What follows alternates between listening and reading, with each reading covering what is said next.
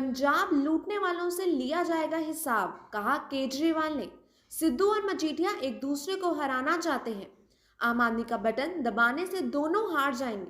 दिल्ली के मुख्यमंत्री तथा आम आदमी पार्टी के संयोजक अरविंद केजरीवाल ने आज हल्का ईस्ट के उम्मीदवार जीवन जोत को जिताने की अपील करते हुए कहा कि बिक्रमजीत सिंह मजीठिया इस हल्के से केवल सिद्धू को हराना चाहते हैं, जबकि दूसरी तरफ नवजोत सिंह सिद्धू बिक्रमजीत सिंह मजीठिया को हराना चाहते हैं।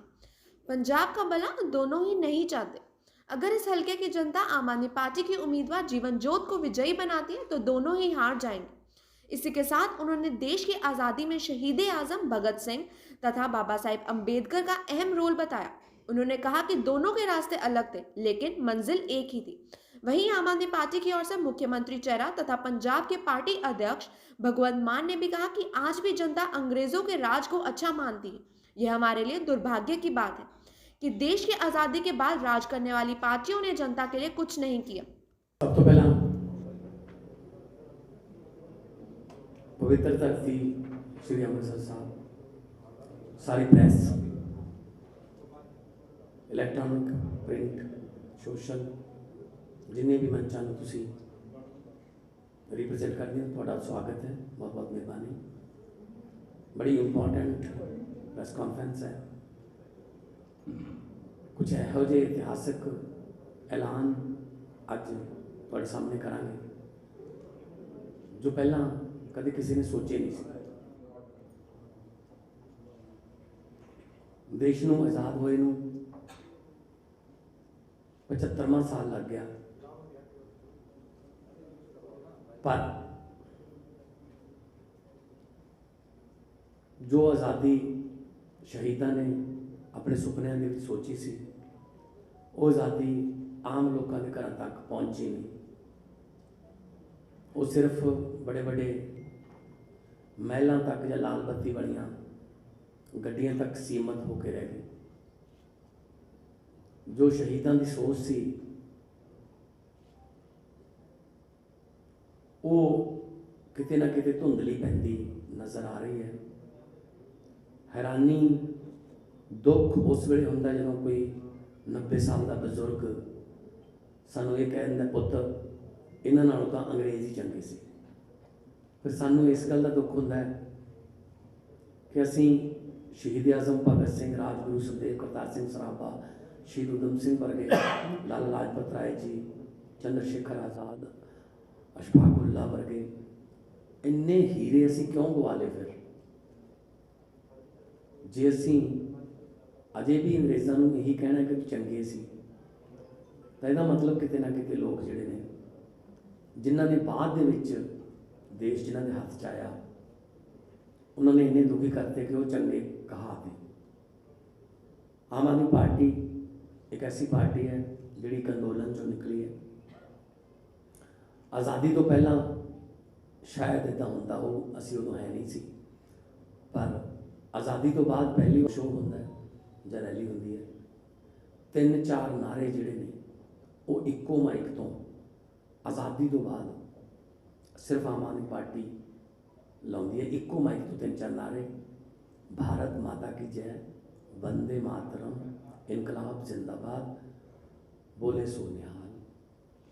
सो आम आदमी पार्टी एक धर्मनिरपक्ष पार्टी है, सारे धर्मों का सत्कार करते हैं। अज मुख्यमंत्री दिल्ली अरविंद केजरीवाल जी पार्टी के सुप्रीमो ने 3 दिन पंजाब के दौरे पर ने।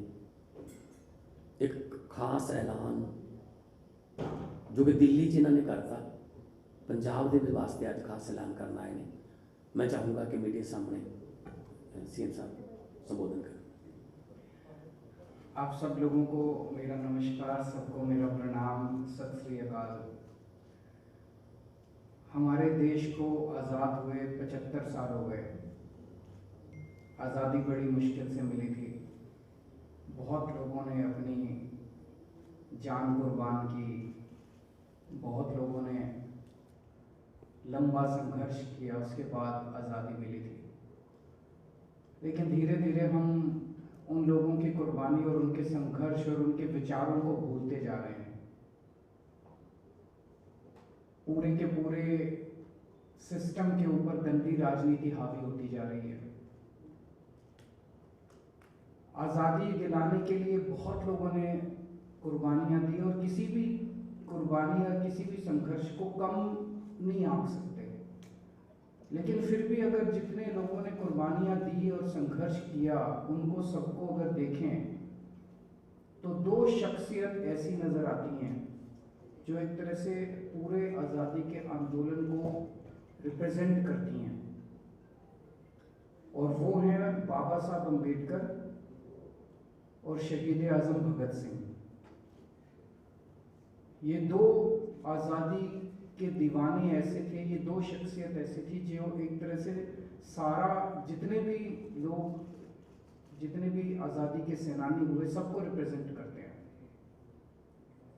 बाबा साहब अम्बेडकर के हम केवल फैन नहीं हैं, हम उनके भक्त हैं, हम उनकी पूजा करते हैं। और ये मैंने कई जगह बोला है कि आइंस्टाइन ने महात्मा गांधी के लिए कहा था कि आने वाली पीढ़ियां ये यकीन हार्ड मास का ऐसा शख्स पृथ्वी के ऊपर कभी पैदा हुआ था, कभी चला था। वो बात मैं बाबा साहब अम्बेडकर के लिए कहना चाहता हूँ कि बाबा साहब अम्बेडकर का जो संघर्ष था, जो उन्होंने जिंदगी में हासिल किया, मेरा अपना मानना है कि आज जितना मैं उनको पढ़ता हूँ, जितना हम लोग उनके बारे में, उनके विचार और उनके संघर्ष के बारे में पढ़ते हैं, यकीन नहीं होता कि ऐसा व्यक्ति पृथ्वी पे आया था। एक गरीब घर में जन्मे, बहुत ही गरीब, महार जाति से आते थे। उस टाइम बहुत ज़्यादा उनको अछूत माना जाता था, छुआछूत का उन्होंने सामना किया। क्लास में जाते थे, क्लास के बाहर बिठा दिया जाता था, क्लास में नहीं घुसने देते थे। वो शख्स जो एक छोटे से गांव से इतने गरीब घर में, उनके खाने को नहीं था, कई भाई बहन थे, वो वहां से निकल के वो शख्स अमेरिका से और लंदन से 2 PhD की डिग्री लेके आता है। मैं तो सोच रहा था 1914-15 में इंटरनेट भी नहीं था, कोई जानकारी भी नहीं थी, उनको पता कैसे चला होगा कि अमेरिका में ऐसी कोई यूनिवर्सिटी है, कैलिफोर्निया यूनिवर्सिटी है, लंदन स्कूल ऑफ इकोनॉमिक्स है, वहाँ फॉर्म कैसे भरते हैं, फॉर्म कहाँ से मिलते हैं, वो पता नहीं उन्होंने कैसे सारा। और फिर स्कॉलरशिप का इंतजाम किया और फिर वहाँ गए और फिर वहाँ से PhD करी और 2 PhD करी। आज के ज़माने में एक विदेश से हम अपने बच्चों को, कईयों को विदेश भेजना चाहते हैं, एक PhD करना मुश्किल है, एक बाहर से पढ़ाई करना मुश्किल है। उन्होंने 2 PhD करी, मास्टर्स की खूब सारे कई सब्जेक्ट्स के अंदर उन्होंने मास्टर्स की डिग्री करी। उसके बाद देश का संविधान लिखा, देश के कानून मंत्री बने। उन्होंने अपनी जिंदगी में शिक्षा को सबसे ज्यादा महत्व दिया, सबसे ज्यादा महत्व उन्होंने शिक्षा को दिया। उनके और शहीद आजम भगत सिंह के रास्ते अलग अलग थे, लेकिन उनकी मंजिल एक ही थी।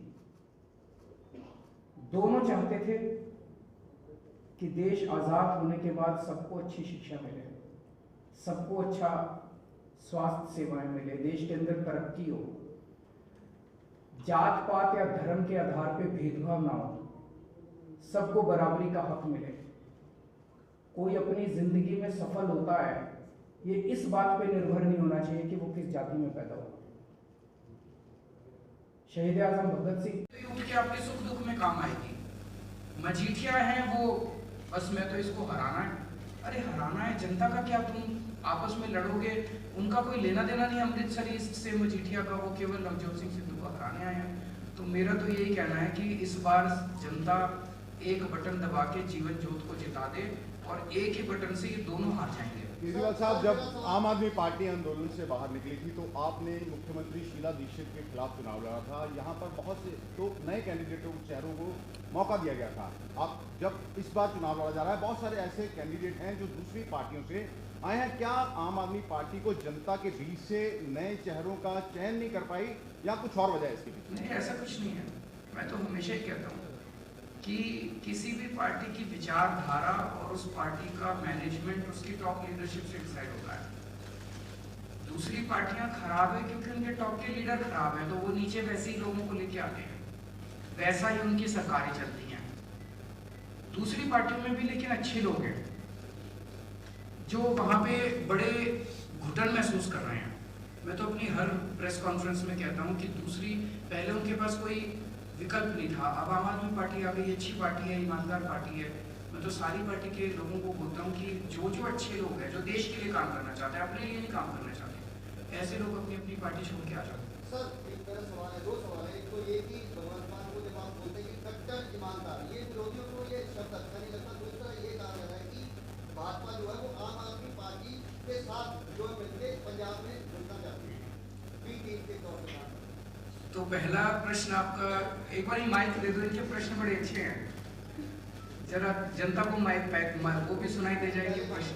सर मेरा सवाल ये है कि पहले वाला एक बार पूछना, फिर दूसरा। मैं बिल्कुल पूछ रहा हूँ कि भगवंत मान को कट्टर ईमानदार कहा जाना जो कहीं न कहीं विरोधियों को अच्छा नहीं लगता। कट्टर ईमानदार की डेफिनेशन क्या है? वो इसलिए कि जब मैं इनको कहता हूँ कि वो कट्टर ईमानदार है तो उनको लगता है कि वो कट्टर भ्रष्टाचारी हैं, तो वो डिफरेंस बड़ा साफ हो जाता है।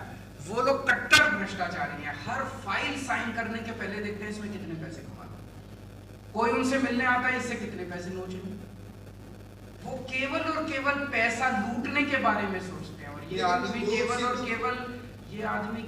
केवल पंजाब के बारे में सोचता है। लेकिन नवजोत सिंह सिद्धू एक ऐसे भगवंत मान की भी तारीफ करते हैं लेकिन खुद को भी ईमानदार बताते हैं। लेकिन मैं किसी इंडिविजुअल के ऊपर नहीं जाऊंगा, मैं एक सिस्टम की बात कर रहा हूँ। दूसरा सवाल फिर मेरा जो था कि आम आदमी पार्टी के सहारा लेकर भाजपा जो है पंजाब में आना चाहती है, ये कांग्रेस के सांसद कह रहे हैं। कैसे? वो कहते हैं कि एक तरफ जब आपने भगवंत मान जी को सीएम कैंडिडेट बनाया, दूसरी तरफ ईडी की रेड होती है और दो वीडियो पैरेलल चलाई जाती है। एक तरफ ये कि अपना भगवंत मान जी चेहरा बने, दूसरी तरफ भाजपा जो है वो शो कर रही है कि अपना जिस तरीके से कि पंजाब में उनको अभी किसान आंदोलन के बाद जो है पंजाब में घुसने नहीं दिया जा रहा, तो इनका सहारा लेके जो है वो आना। आप ये कहना चाहते हो कि भाजपा को कह के चन्नी साहब पे ईडी की रेड मैंने कराई है?